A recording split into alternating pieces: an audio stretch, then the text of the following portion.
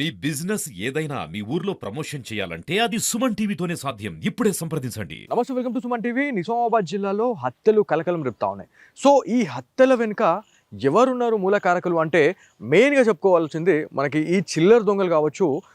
నార్మల్గా మనకి క్రైమ్ రిలేటెడ్గా మనం మాట్లాడుకుంటే దొంగతనాలు చేసే వాళ్ళు ఎవరైతే ఉన్నారో వాళ్ళు మాత్రమే ఇట్లాంటి ఇన్సిడెంట్స్కి అయితే పాల్పడుతూ ఉన్నారు. సో తాజాగా మనకి సారంగపూర్లోని ఒక ఏరియాలో దాదాపుగా 50 నుంచి 60 సంవత్సరాల వయసు ఉన్నటువంటి సాయమ్మ అనే వ్యక్తిని అతి దారుణంగా అతని అల్లుడే దాదాపుగా అంటే రోకల్ బండతోని కొట్టి చంపేసిండు. సో ఇదంతా కూడా మనం పక్కన పెడితే అసలు ఆ రోజు మనం అక్కడికి వెళ్ళిన తర్వాత వాళ్ళతో మాట్లాడే టైంలో అక్కడ మనకు సీన్ అనేది ఎట్లా చెప్పారంటే వాళ్ళ ఫ్యామిలీ మెంబర్స్ ఎవరైతే ఈ హత్య అంటే జనవరి 1 రోజు వాళ్ళ ఆయనకైతే నైవేద్యం పెట్టుకున్నారు. నైవేద్యం పెట్టుకున్న తర్వాత ఈవినింగ్ టైం అసలు ఇక మరి ఏమైందో తెలియదు. సో ఆ టైంలో లక్ష్మణ్ అనే క్యాండిడేట్ ఇంటికి వచ్చిండు. సో వచ్చినప్పుడు ఎవరైతే సాయం అనే క్యాండిడేట్ ఉందో తరచుగా ఎవరైతే లక్ష్మణ్ అనే క్యాండిడేట్ని నువ్వు దొంగ అని చెప్పేసి దెప్పి పుడ్చడం వల్లే సాయమ్మ ప్రాణాల మీదకి వచ్చిందని చెప్పేసి మనం చెప్పుకోవాలి.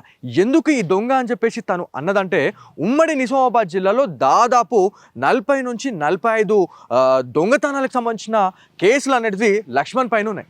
సో లక్ష్మణ్ పైన 40 నుంచి 50 కేసులు ఉన్నాయంటే ఒక్కసారి ఆలోచించండి ఎంత దారుణంగా ఎన్ని థెఫ్ట్ అంటే ఈ దోపిడీలు చేసిండు అనేది మనం గుర్తు చేసుకోవాల్సిందే.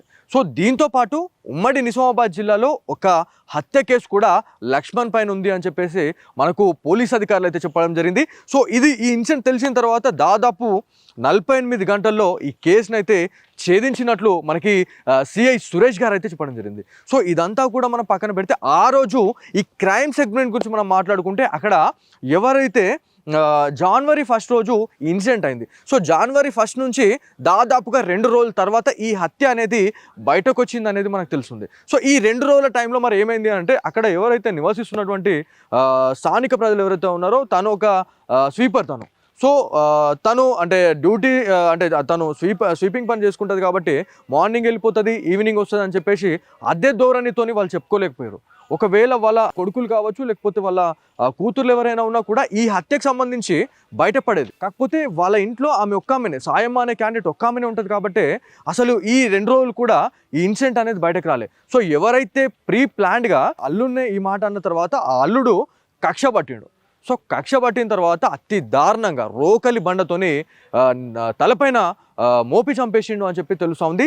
ఇదంతా కూడా ఎవరికి తెలియవద్దు, అంటే అన్ఎక్స్పెక్టెడ్ అంటే యాక్సిడెంటల్గా తను చనిపోయిందని చెప్పేసి తను చిత్రీకరిద్దాం అనుకున్నాడు. కాకపోతే బొక్క బయలు పడ్డాడు. సో బోర్ల పడ్డాడు అని చెప్పి చెప్పుకోవాలి. పోలీస్ అధికారులు ఈ కేసుని అయితే దాదాపు 48 గంటల్లో ఛేదించారు అని చెప్పేసి మనకైతే తెలుస్తూ ఉంది. ఏం చేసిండు? సో ఆ రోజు అతను వచ్చిన తర్వాత ఎవరైతే సాయమ్మను అతి దారుణంగా లేస్తోనే అతి దారుణంగా గొంతు నిలిమేసిండు, బిగించి అంటే ఏ గొంతుకు ఆ లేస్ అనేది బిగించి చంపేసిండు అనేది తెలుస్తుంది. సో అదంతా అయిపోయిన తర్వాత అప్పటికి కక్ష తీరలేదు ఆయనకి.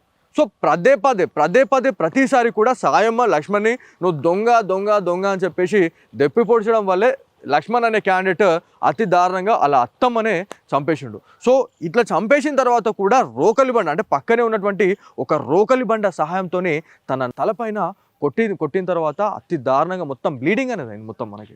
సో రక్తస్రావం అయిన తర్వాత తను చనిపోవడం జరిగింది.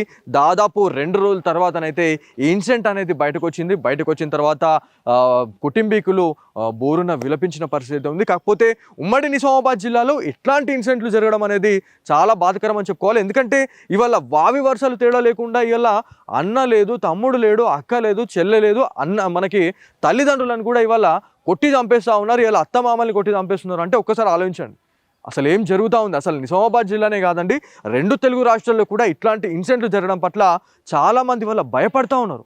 సో ఎవరిని నమ్మలేని పరిస్థితి. ఒకవేళ బయటకు వెళ్దామంటే ఫ్రెండ్షిప్లో కూడా మనం చెప్పుకోవాలి. ఒకప్పుడు మనకి ఫ్రెండ్షిప్కి ఎంత వాల్యూ ఉందో ఇప్పుడు నవేడేస్లో అంత లేదు. సో ఎవరు కూడా బిలీవ్ చేయట్లేదు ఫ్రెండ్షిప్ని. సో బయట ఇట్లాంటి ఇన్సిడెంట్లు జరుగుతూ ఉన్నాయి. ఇప్పుడు ఇలా ఇళ్ళల్లో కూడా అతి దారుణంగా బంధువులే, అదేవిధంగా మనకి సాయమ్మకు సంబంధించిన అల్లుడు సో అతను అతి దారుణంగా నమ్మించి చంపేసిండా మరి ఏం చేసిండా అనేది ఖచ్చితంగా మనకు తెలియదు. కాకపోతే ప్రాపర్ ఇన్వెస్టిగేషన్ అనేది చేశారు. దాదాపు 48 గంటల్లోనే ఈ కేసును అయితే ఛేదించారు అని చెప్పేసి మనకు పోలీస్ అధికారులు అయితే చెప్పారు. కాకపోతే ఇదంతా కూడా ఒక యాక్సిడెంటల్గా డెత్ అయినట్టు చిత్రీకరించారు. కాకపోతే ఇన్వెస్టిగేషన్లో భాగంగా ఖచ్చితంగా లక్ష్మణ్ అనే క్యాండిడేట్ని అయితే అరెస్ట్ చేసి రిమాండ్కి అయితే తరలించారు అని చెప్పేసి నిజామాబాద్ జిల్లా పోలీస్ అధికారులు అయితే చెప్పడం జరిగింది.